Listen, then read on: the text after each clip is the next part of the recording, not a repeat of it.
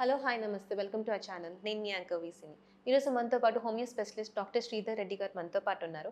ఆయన మాటలు ఇప్పుడు జనరల్గా గ్యాస్ట్రిక్ సమస్యలు మనకి ఎక్కువ వస్తూనే ఉంటుంది. నిజంగా నెగ్లెక్ట్ చేయడం వల్ల మనకి హార్ట్ స్ట్రోక్ రావడం కానీ, లేకపోతే నరాలు కొంచెం అటు నుంచి లైక్ వీక్గా అవడం కానీ, లేకపోతే తల తిరగడం కానీ, ఇలాంటి మనకి చాలా సమస్యలు వస్తూనే ఉంటాయి.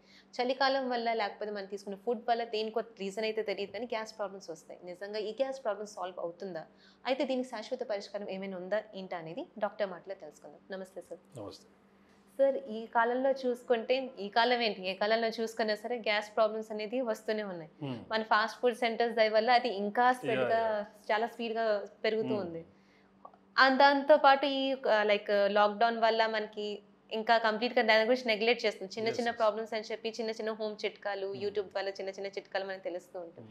సో దానివల్ల సాల్వ్ చేస్తూ ఉంటుంది. నిజానికి గ్యాస్ ప్రాబ్లమ్స్ని ఎలా ఐడెంటిఫై చేయాలి సార్? నిజంగా అది గ్యాస్ సమస్యనా? ఒకవేళ ఉంటే దాన్ని ఎలా సాల్వ్ చేయాలి? హోమియోపతిలో పరిష్కారం ఏమైనా ఉంటుందా సార్?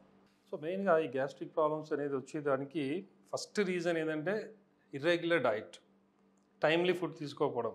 మెయిన్గా ఇప్పుడు మార్కెటింగ్లో ఉన్న వాళ్ళు కానీ, స్టూడెంట్స్ కానీ, బ్యాచిలర్స్, సో లేదంటే ఆ టైము ఏదో ఒక పనిలో ఉండడం, లేదంటే బయట తిరగడము, మార్కెట్లో ఉండడం. సో దీనివల్ల ఏంటంటే టైమ్లీ అనేది ఫుడ్ తీసుకోం. దీనివల్ల ఎందుకు ప్రాబ్లం అవుతుందంటే, ఇప్పుడు మన బాడీ ఏదైతే ఉందో ఇది ఒక ఆటోమేటిక్ మెషిన్ లాంటిది. సో మనం తిన్నా తినకుండా ఒక బాడీకి ఒకటి అలవాటు చేస్తే, ఇప్పుడు మనం సపోజ్ 1 o'clock డైలీ లంచ్ చేస్తాం.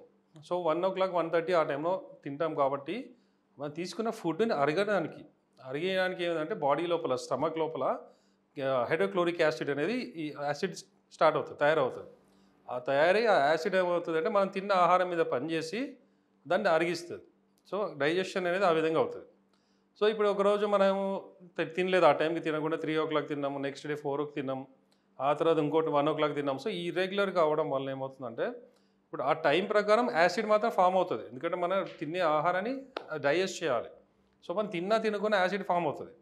అందుకనే మనకు యాక్చువల్లీ ఇప్పుడు డైలీ ఒక టైం అయినప్పుడు 1:32 మనకు రెగ్యులర్గా మనం తీసుకునే టైంకి ఆకలి అనిపిస్తుంది. ఆకలి అంటే ఏంటి? యాక్చువల్గా ఈ యాసిడ్ తయారవుతుంది, హీట్ వల్ల మనకు ఆకలి అనిపిస్తుంది. యాసిడ్ ఆటోమేటిక్గా వేడి ఉంటుంది. ఆ వేడి వల్ల మనకి ఎంత కడుపులో చాలామంది ఎలకలు పరిగెత్తుతాయనో ఏదో హీట్ అంటే ఆకలి వేస్తుంది అంటాం. సో ఈ ఆకలి అంటే ఏంటంటే యాక్చువల్లీ యాసిడ్ అనేది ఫామ్ అయిందని అర్థం అక్కడ. సో యాసిడ్ ఫామ్ అయింది అంటే మనం ఏం చేయాలి? కంపల్సరీ తినాలి. సో ఆకలి వేసిందంటే చాలామంది తట్టుకోలేదు, తినేయాలంటారు. సో తింటే ఏంటంటే ఈ యాసిడ్ తీసుకున్న ఫుడ్ మీద పనిచేస్తుంది. సపోజ్ మనం ఆ టైంకి తినలేదు, మనకు టైం దొరకలేదు, లేదా ఫుడ్ దొరకలేదు, ఏదో ఒకటి అయింది. సో మరి ఈ యాసిడ్ అనేది ఏం చేయాలి? ఫుడ్ ఉంటే ఫుడ్ మీద పని చేస్తుంది. ఫుడ్ లేనప్పుడు అదే యాసిడ్ దాని పని అదే. సో అది మన స్టమక్ మీద, మ్యూకస్ మెంబ్రేన్స్ ఏవైతే ఇంటర్నల్గా ఉంటాయో, ఇంటెస్టైన్స్ ఉంటాయో, వాటి మీద మెల్లగా దాని పని స్టార్ట్ అవుతుంది. యాసిడ్ అంటే ఏమవుతుంది? జనరల్గా మనం హీట్ అనేది స్టార్ట్ అవుతుంది, మెల్లమెల్లగా తినేస్తుంది అది మనం లేయర్స్ని. మెల్లమెల్లగా ఈ యాసిడ్ అనేది బర్న్ అవ్వడము, ఇన్ఫ్లమేషన్ రావడము. సో అది ఒక రోజుకి అయితే కొద్దిగా మన ఎసిడిటీ లాగా అనిపిస్తుంది. అదేదో మనం తిన్న ఒక వాటర్ దాకా ఏదో చేస్తే దాన్ని కూల్ అయిపోతుంది. కానీ ఇదే రిపీట్ అవుతుంది. సో మెల్లగా ఏమవుతుంది? గ్యాస్ట్రిక్ అసిడిటీ అనేది హైపర్ అసిడిటీ అవ్వడం.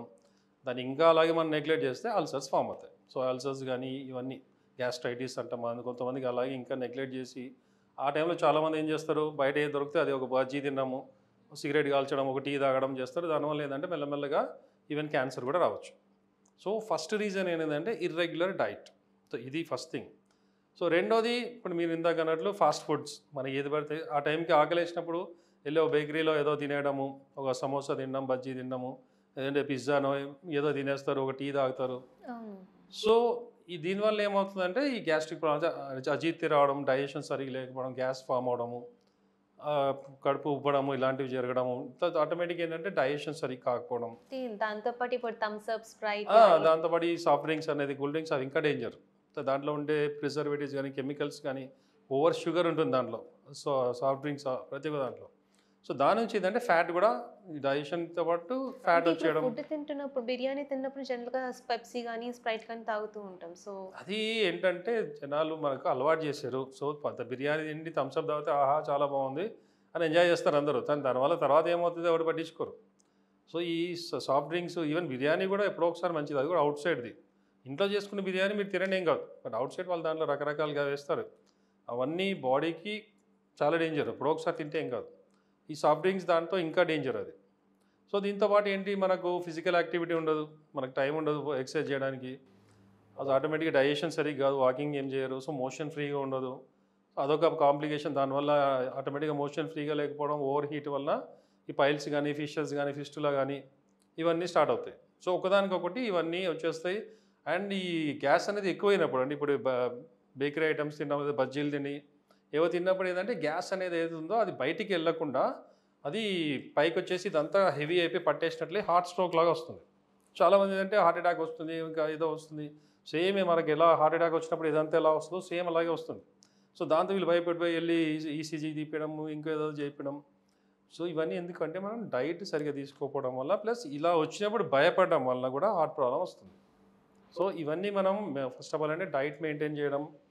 అండ్ ఇప్పుడు కోర్స్ ఇన్ కేస్ మనం బయట ఉన్నాం, ఫుడ్ దొరకలేదు, టైంకి తినలేకపోతున్నాం అన్నప్పుడు పండ్లు ఏదో ఒక అరటిపండు కానీ సంథింగ్ ఏదైనా తిని కొద్దిగా వాటర్ తాగేస్తే ఆ లోపల యాసిడ్ ఏదైతే ఉందో దాని మీద పనిచేసి మనకు ఆ కూల్ అనేది వస్తుంది. అంటే దీని అసిడిక్ ఎఫెక్ట్ అనేది తగ్గుతుంది. సో అందుకనే మనం అవుట్ సైడ్ వెళ్తున్నాం, మార్కెట్కి వెళ్తున్నాం, సపోజ్ మనకు డైట్ దొరకదు అన్నప్పుడు ముందే ఫ్రూట్స్ దగ్గర పెట్టుకోవాలి. అక్కడ ఫ్రూట్స్ కూడా దొరకకపోవచ్చు, దొరికితే ఓకే, దొరకకపోతే ఏం చేస్తాం? సో అరటిపండ్లు కానీ, జామకాయలు కానీ, యాపిల్ కానీ something we have to carry. బ్యాగ్లో పెట్టుకొని తీసుకెళ్తే ఆ టైంకి మనకి ఏం దొరకలేదు, ఒక అరటిపండు తినేయండి హ్యాపీగా, కొద్దిగా వాటర్ తాగేసేయండి, కూల్. సో ఈ అసిడిటీ కానీ ఈ గ్యాస్ట్రిక్ ప్రాబ్లమ్స్ ఏవైతే ఉన్నాయో ఇవన్నీ వీలైనంత వరకు రావు. సో మరి కార్తీక మాసం అని చెప్పి చాలా మంది ఫాస్టింగ్లు, ఆదత నోములు ఇలాంటివన్నీ చేస్తూ ఉంటారు, ఎక్కువ ఫాస్టింగ్స్ చేస్తూ ఉంటారు. సో వాళ్ళకి కూడా ఇలాంటి గ్యాస్ట్రిక్ సమస్యలు వస్తూ ఉంటాయి కదా సార్. సో వీళ్ళు ఎలా ఓవర్కమ్ చేసుకోవాలి? ఫాస్టింగ్ చేయడం మంచిదంటారా? యాక్చువల్గా ఫాస్టింగ్ అనేది చాలా మంచిది బాడీకి. ఎప్పుడో ఒకసారి చేస్తారు. ఇప్పుడు మన వాళ్ళు ఏకాదశి అనో ఇది చేస్తుంటారు, 15 డేస్కి ఒకసారి. ఫాస్టింగ్ చాలా మంచిది. అందుకని ఈ 15 డేస్లో మనం తినే చెదారం ఏదైతే ఉంటుందో ఈ ఫాస్టింగ్ వల్ల మొత్తం అది డైజెషన్ అయిపోయి డ్రై అయిపోయి వెళ్ళిపోతుంది. చాలా మంచిది. బట్ ఈ ఫాస్టింగ్ రెగ్యులర్ అయినప్పుడు ఇందాక నేను చెప్పినట్టు సేమ్ ప్రొసీజర్. మనం ఫాస్టింగ్ చేస్తున్నామా, తిండి లేక దొరక్క తినట్లేదని బాడీ అయితే తెలియదు కదా, పట్టించుకోదు. ఆటోమేటిక్ మెషిన్ అని చెప్పే కదా, దాని పని అది చేసుకుంటుంది. ఒక్కరోజు మనం ఫాస్టింగ్ చేస్తే మంచిది. అదే రిపీట్ అయినప్పుడు యాసిడ్ అనేది ఆటోమేటిక్గా అది మనం ఫాస్టింగ్ చేసినా ఏం చేసినా కూడా యాసిడ్ పని అది చేసుకుంటుంది. ఇవన్నీ కామన్గా వస్తాయి. అందుకని ఎక్కువ ఫాస్టింగ్ చేయకూడదు.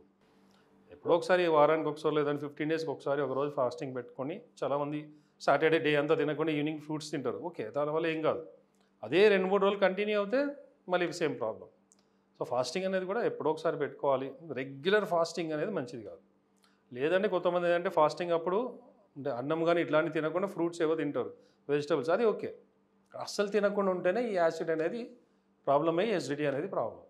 సో సార్ ఈ గ్యాస్ట్రిక్ ప్రాబ్లంకి హోమియోపతిలో పర్మనెంట్ ట్రీట్మెంట్ ఏమైనా ఉంటుందా సార్?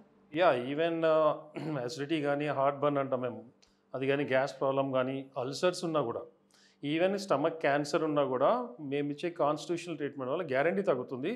బట్ దాంతోపాటు ఏంటంటే నేను చెప్పినట్లు ఇవన్నీ డైట్ మెయింటైన్ చేయాలి, ఫిజికల్ యాక్టివిటీ చేయాలి, వాటర్ అనేది ఫ్రీక్వెంట్గా తీసుకోవాలి. ఈ టీ కానీ ఇలాంటివి అయితే కూల్ డ్రింక్స్ అవి అసలు టోటల్ బంద్ చేయాలి.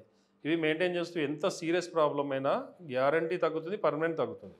ఒకసారి వచ్చిందంటే అది పోదు, గ్యాస్ అనేది లైఫ్ లాంగ్ ఉంటుంది, ఎసిడిటీ అనేది పోదని చాలామంది అనుకుంటారు. బట్ గ్యారంటీ తగ్గుతుంది. దానికి కోర్స్ వాడాలి, మెడిసిన్స్ మేము ఇచ్చే పర్ఫెక్ట్గా పనిచేస్తుంది, మళ్ళీ నార్మల్గా వస్తుంది. కానీ నార్మల్గా ఉన్నది అలాగే ఉంచాలంటే మనం మెయింటెనెన్స్ చేయాలి.